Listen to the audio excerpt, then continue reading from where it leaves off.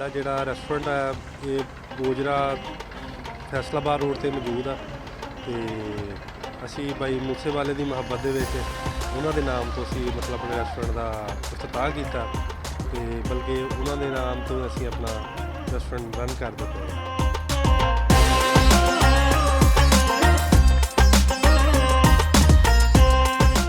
ਦੇਖੋ ਸਿੱਧੂ ਮੂਸੇਵਾਲਾ ਤੇ ਲਾ ਲਓ ਕਿ ਹਰ ਪੰਜਾਬੀ ਯੂਥ ਦੇ ਦਿਲਾਂ ਦੀ ਧੜਕਣ ਸੀਗਾ ਤੇ ਅਸੀਂ ਵੀ ਉਹਦੇ ਫੈਨ ਸੀਗੇ, ਉਹਦੇ ਮਿਊਜ਼ਿਕ ਦੇ, ਉਹਦੀਆਂ ਗੱਲਾਂ ਦੇ। ਤੇ ਮੇਰੇ ਕੁਝ ਰਿਲੇਟਿਵ ਕੈਨੇਡਾ 'ਚ ਰਹਿੰਦੇ ਨੇ ਤੇ ਉਹਨਾਂ ਦੀ ਕੋਈ ਤਲਕਦਾਰੀ ਮੂਸੇਵਾਲੇ ਭਾਈ ਨਾਲ ਸੀ ਤੇ ਇਕੱਠੇ ਉੱਥੇ ਐਜੂਕੇਸ਼ਨ ਵੀ ਉਹਨਾਂ ਦੀ ਸੀ।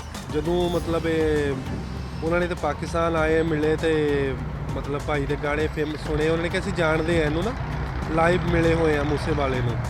ਤੇ ਉਹ ਮਤਲਬ ਦਿਲ ਦੇ ਵਿੱਚ ਕਿ ਜਿੱਦਾਂ ਬੰਦਾ ਸੈਲੈਬਰਿਟੀ ਦਾ ਸੁਣਦਾ ਵਾ, ਬੰਦਾ ਕਹਿੰਦਾ ਯਾਰ ਅੱਛਾ ਤੁਸੀਂ ਮੂਸੇਵਾਲੇ ਨੂੰ ਮਿਲੇ ਹੋ ਯਾਰ, ਉਹ ਤੁਹਾਨੂੰ ਲਾਈਵ ਪਰਸਨਲ ਜਾਣਦਾ। ਉਹਨੇ ਕਿਹਾ ਸਾਨੂੰ ਪਰਸਨਲ ਜਾਣਦਾ ਤੇ ਮੈਂ ਉਹਨਾਂ ਨੂੰ ਕਿਹਾ ਯਾਰ ਤੁਸੀਂ ਜਦੋਂ ਉਹ ਤੁਹਾਡੀ ਮੁਲਾਕਾਤ ਹੋਏ ਤੁਸੀਂ ਮੇਰੇ ਨਾਲ ਗੱਲ ਕਰਵਾਇਓ।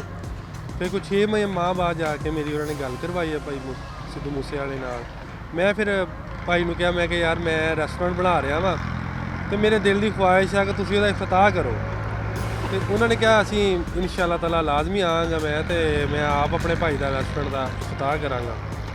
ਲੇਕਿਨ ਬਸ ਗੱਲ ਉੱਥੇ ਤੱਕ ਗਈ ਨਹੀਂ। 22 ਦੇ ਵਿੱਚ 29/5 ਨੂੰ ਭਾਈ ਦਾ ਸਾਡੇ ਸਾਹਮਣੇ ਉਹ ਹਾਦਸੇ ਦੇ ਵਿੱਚ ਕਤਲ ਹੋ ਗਿਆ। ਲੇਕਿਨ ਮੈਂ ਉਸ ਚੀਜ਼ ਤੋਂ ਐਕਸਪਾਇਰ ਹੋ ਕੇ ਮਤਲਬ ਕਿ ਮੈਂ ਕੋਈ ਭਾਈ ਨੇ ਇਫਤਤਾਹ ਕਰਨਾ ਸੀਗਾ, ਮੈਂ ਫਿਰ ਇਹ ਕਿਹਾ ਮੈਂ ਰੈਸਟੋਰੈਂਟ ਭਾਈ ਦੇ ਨਾਮ ਤੋਂ ਆਪਣਾ ਰਨ ਕਰਨਾ ਵਾ। ਠੀਕ ਹੈ, ਬਹੁਤ ਅੱਛਾ ਰਿਸਪੌਂਸ ਆ ਲੋਕਾਂ ਦਾ ਤੇ ਮਤਲਬ ਲਾ ਲਓ ਕਿ ਮੈਂ ਕਹਿੰਦਾ ਕਿ ਮੇਰਾ ਮਾਸ਼ਾਅੱਲਾ ਬਹੁਤ ਅੱਛਾ ਬਿਜ਼ਨਸ ਜਾ ਰਿਹਾ ਵਾ।